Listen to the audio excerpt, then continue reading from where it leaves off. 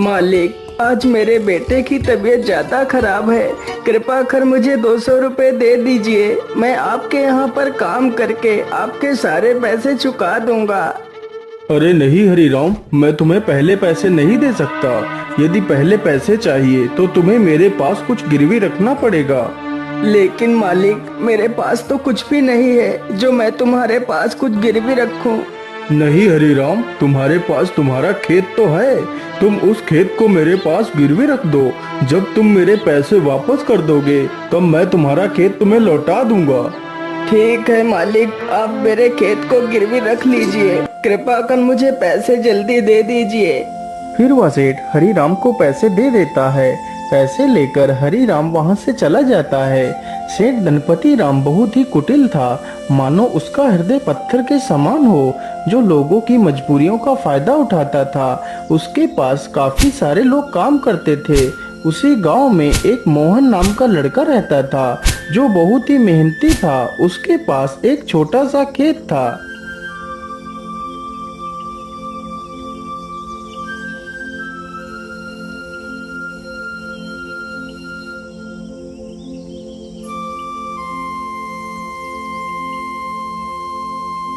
अरे मोहन बेटा, जरा पानी वानी तो पी लो। तुम तो कितनी मेहनत करते हो। हाँ चाचा, क्या करूं, बिना मेहनत के तो कुछ होगा भी नहीं। हाँ बेटा, तुम्हारी इसी मेहनत की वजह से ही तुम इस छोटे से खेत में दोगुनी फसल उगा पाते हो।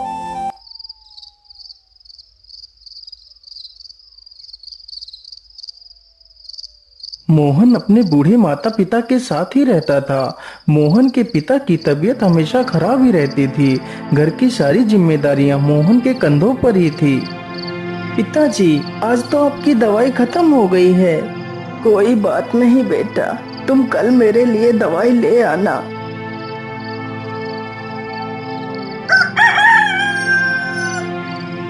मोहन सुबह उठकर अपने पिता के लिए दवाइयां ले आता है। माँ, मैं पिताजी के लिए दवाई ले आया हूँ। आप पिताजी को दवाइयाँ समय से खिला देना। हाँ हाँ बेटा, मैं तुम्हारे पिता को दवाइयाँ खिला दूंगी। माँ, आज तो मौसम कितना अच्छा है। मैं आज ही खेत में बीज बो देता हूँ। ठीक है बेटा, जैसा तुम्हें अच्छा लगे वैसा ही करो। मोहन तुरंत ही अपने बैलों को लेकर खेत की तरफ निकल पड़ता है।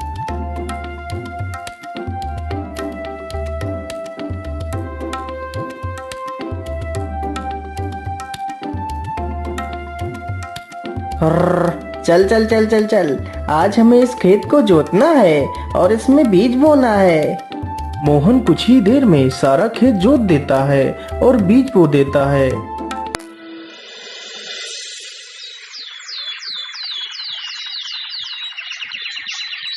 कुछ ही दिनों में खेत में बहुत अच्छी फसल तैयार होती है।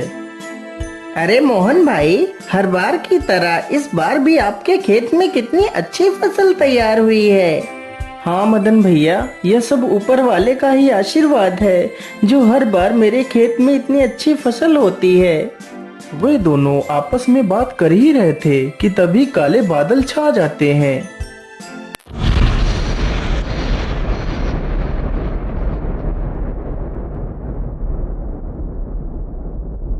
अरे मोहन भाई, यह अचानक से काले बादल कहाँ से आ गए। मुझे लगता है आज तो कितनी जोर का तूफान आने वाला है। चलो जल्दी से घर चलते हैं। अरे मदन भाई, ठीक ठीक बोलो। यदि तूफान आ गया तो हमारी सारी फसलें बर्बाद हो जाएंगी। वे दोनों इतनी बात कर ही रहे थे कि तभी जोर जोर से हवाएं चलने लगती हैं और हवाओं के साथ जोर की बारिश आ जाती है। अरे ये क्या हो गया। ये तो बहुत जोर की बारिश आ गई। अरे मोहन भाई, यहाँ से जल्दी चलो, नहीं तो हम लोग भीग जाएंगे। दोनों जल्दी से एक बड़े से पेड़ के नीचे जाकर खड़े हो जाते हैं। मदन भाई, यदि ऐसे ही बारिश होती रही तो हमारी सारी फसलें बर्बाद हो जाएंगी। कुछ ही देर में बारिश के साथ साथ ओले भी गिरने लगते हैं। देखते ही देखते कुछ देर में ही सारी फसलें बर्बाद हो जाती हैं। हाय हाय, ये क्या हो गया? हे ऊपर वाले, ये तूने क्या कर दिया? अब तो सारी फसलें बर्बाद हो चुकी हैं। अब मैं क्या खाऊंगा और अपने बूढ़े माता पिता को क्या खिलाऊंगा?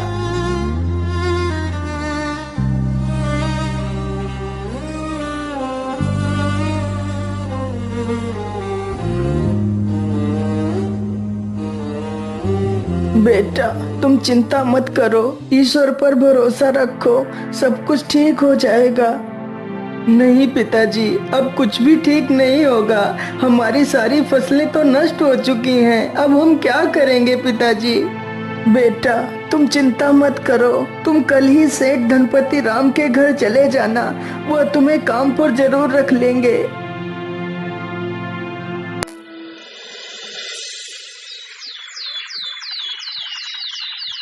अगले ही दिन मोहन सेठ धनपति राम के पास जाता है।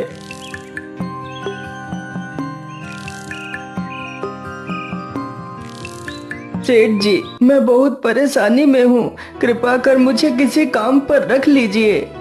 मोहन सेठ को अपनी सारी कहानी सुनाता है। सेठ जानता था कि मोहन बहुत मेहनती इंसान है। वह कम खेत में ही दोगुनी फसल उगा लेता है। यदि वह मोहन को काम पर रख लेगा तो उसे दोगुना फायदा होगा। लेकिन सेठ उसकी मजबूरी का फायदा उठाना चाहता था। हाँ हाँ मोहन, मैं तुम्हें काम पर तो रख लेता, लेकिन मेरे पास अभी तुम्हारे लिए कोई काम नहीं है। तुम अभी अपने घर वापस लौट जाओ। जब मेरे पास काम होगा तो मैं तुम्हें बुला लूंगा। नहीं नहीं सेठ जी, आप तो मेरी मजबूरी जानते हैं। यदि मुझे काम नहीं मिला तो मेरे माता पिता भूखों मर जाएंगे। मुझ पर तरस खाइए सेठ जी, मुझे काम पर रख लीजिए। अरे वाह वाह, जैसा मैंने सोचा था बिल्कुल वैसा ही हो रहा है। यही अच्छा मौका है इससे कम पैसे में ज्यादा काम करवाने का। अच्छा अच्छा, ठीक है, मैं तुम्हें काम पर तो रख सकता हूँ, लेकिन मैं वैसे तो सारे मजदूरों को 300 रुपए देता हूँ, लेकिन मैं तुम्हें सिर्फ 200 रुपए दूंगा। यदि मंजूर है तो बोलो। हे भगवान, क्या करूं? यहाँ पर काम करने के अलावा तो मेरे पास दूसरा कोई रास्ता भी नहीं है। ठीक है सेठ जी, मैं 200 रुपए में ही काम कर लूंगा।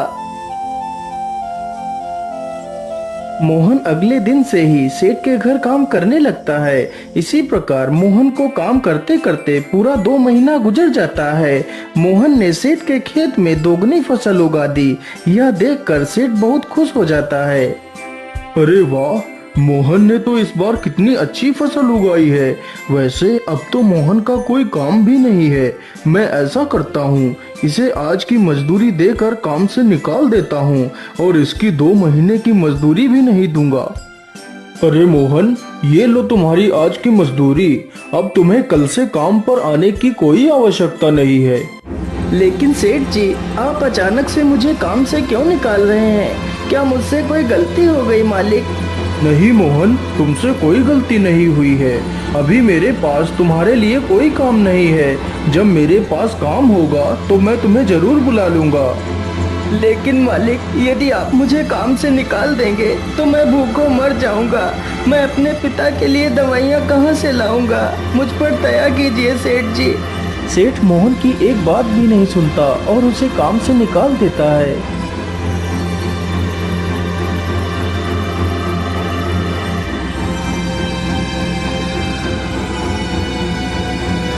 अरे बेटा, आज तुम खाली हाथ ही आए हो। आज तुम घर का राशन तो लाए ही नहीं। माँ, मुझे माफ कर दीजिए। अब मैं आपके लिए कुछ भी नहीं कर सकता। लेकिन बेटा, आखिर क्या बात है? तुम इतना परेशान क्यों हो? फिर मोहन सारी कहानी अपनी माता को सुनाता है। अब आप ही बताइए माँ, मैं क्या करूँ? कहाँ काम करूँ? किसके सामने हाथ फैलाऊं? बेटा, तुम परेशान मत हो। हम लोग आज पानी पीकर ही सो जाएंगे। वैसे भी मुझे तो भूख नहीं लगी है। और बेटा, तुम हार मत मानो। तुम कल फिर से सेठ के पास जाना। हो सकता है सेठ तुम्हें काम पर रख ले।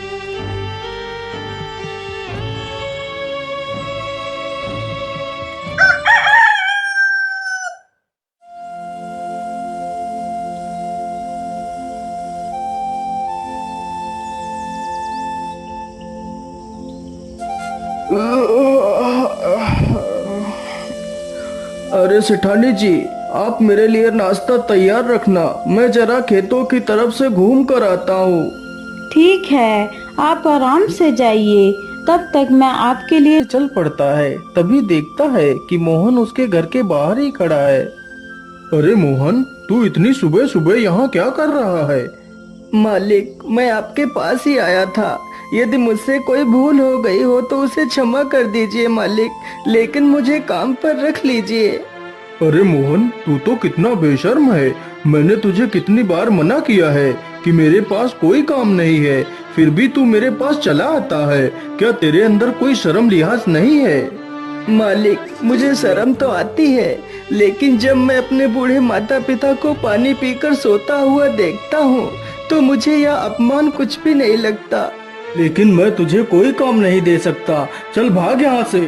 इसी प्रकार कई दिन गुजर जाते हैं। सेठ मोहन को भला बुरा कहकर भगा देता है, लेकिन सुबह होते ही मोहन फिर से काम मांगने के लिए सेठ के घर पहुंच जाता है। लेकिन मैं तुझे कोई काम नहीं दे सकता, चल भाग यहाँ से। हे भगवान, मैं तो इस मोहन के बच्चे से परेशान हो गया हूँ, लेकिन यह तो सुधरने का नाम ही नहीं ले रहा। मैं ऐसा करता हूँ, कल सुबह होने से पहले मैं यहाँ से कुछ दिनों के लिए अपने रिश्तेदार के घर चला जाता हूँ, तभी मैं इस मोहन से अपना पीछा छुड़ा पाऊंगा। सुबह होने से पहले सेठ और उसकी पत्नी बैलगाड़ी में बैठकर वहाँ से चले जाते हैं।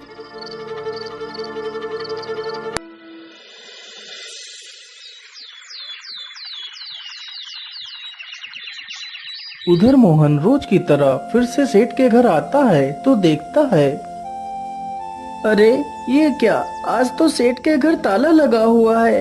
इसका मतलब सेठ जी कहीं बाहर गए हैं। मैं ऐसा करता हूँ, यहीं पेड़ के नीचे बैठकर सेठ जी का इंतजार करता हूँ। इतना सोचकर मोहन पेड़ के नीचे बैठ जाता है और सो जाता है। तभी कुछ चोर सेठ के घर के पास आते हैं।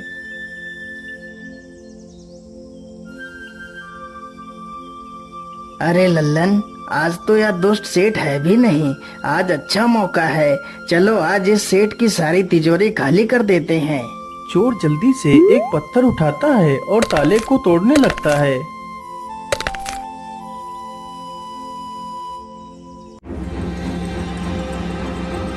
अरे ये शोर कैसा, ये कौन है? मुझे लगता है ये तो कोई चोर है। अरे रुक जाओ, तुम लोग ये क्या कर रहे हो? तुम सेठ के घर का ताला क्यों तोड़ रहे हो? अरे बेवकूफ, तुझे दिखाई नहीं देता? हम लोग चोर हैं और यह ताला हम लोग चोरी करने के लिए ही तोड़ रहे हैं। चल भाग जा यहाँ से। अरे नहीं नहीं, मेरे रहते हुए मैं तुम लोगों को चोरी नहीं करने दूंगा। अच्छा, तो तू हमें चोरी करने से रोकेगा? रुक, हम तुझे अभी मजा चखाते हैं। इतना कहकर सारे चोर बेचारे मोहन पर टूट पड़ते हैं। चोर चोर, कोई मुझे बचाओ, नहीं तो मुझे यह चोर मार डालेंगे। मोहन की ये आवाज सुनकर गांव के कई लोग वहां पर आ जाते हैं। तभी वह सारे चोर वहां से भाग जाते हैं, लेकिन बेचारा मोहन काफी ज्यादा घायल हो जाता है।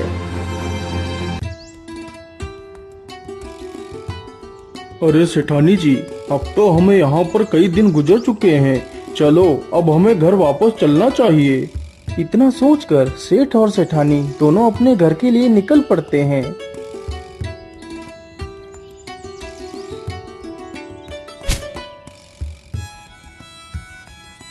अरे वाह, जैसा मैंने सोचा था बिल्कुल वैसा ही हुआ। अब तो मोहन से मेरा पीछा छूट गया। लेकिन ऐसा कैसे हो सकता है? मोहन आज भी नहीं आया। मोहन इतनी जल्दी हार मानने वालों में से नहीं है। फिर वह आया क्यों नहीं? कहीं वह किसी मुसीबत में तो नहीं पड़ गया? चलो चलकर देखता हूँ। इतना सोचकर सेठ गांव की तरफ निकल जाता है। अरे मदन भाई, मोहन कहीं दिखाई नहीं दे रहा, वह कहाँ गया है? अरे सेठ जी, मैं तुम्हें क्या बताऊं, आप तो बर्बाद होने से बाल बाल बच गए। क्या मतलब? मैं कुछ समझा नहीं, तुम क्या कहना चाहते हो? फिर मदन सारी कहानी सेठ को सुनाता है। ये सुनकर सेठ के पैरों तले जमीन खिसक जाती है। सेठ जी, मोहन बहुत नेक दिल इंसान है। उसने आज तक किसी का बुरा नहीं किया है। कृपा कर आप उसे अपने पास रख लीजिए। नहीं मदन, मुझसे बहुत बड़ी गलती हो गई है। मुझे जल्दी से मोहन के घर ले चलो। सेठ जैसे ही मोहन के घर पहुंचता है तो देखता है मोहन घायल अवस्था में चारपाई पर पड़ा है। मोहन, मुझे माफ कर दो, मैंने तुम्हें बहुत तकलीफ दी। जिस इंसान को मुझे अपने गले लगाना चाहिए था, मैंने उसे ही तकलीफ दी। हो सके तो मुझे माफ कर देना मोहन। नहीं सेठ जी, आप माफी क्यों मांग रहे हैं? ये तो मेरा फर्ज था।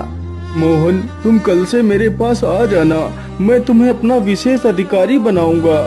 फिर सेठ तुरंत ही मोहन की माँ को 500 रुपए दे देता है और अगले ही दिन से सेठ मोहन को अपना विशेष अधिकारी बना लेता है।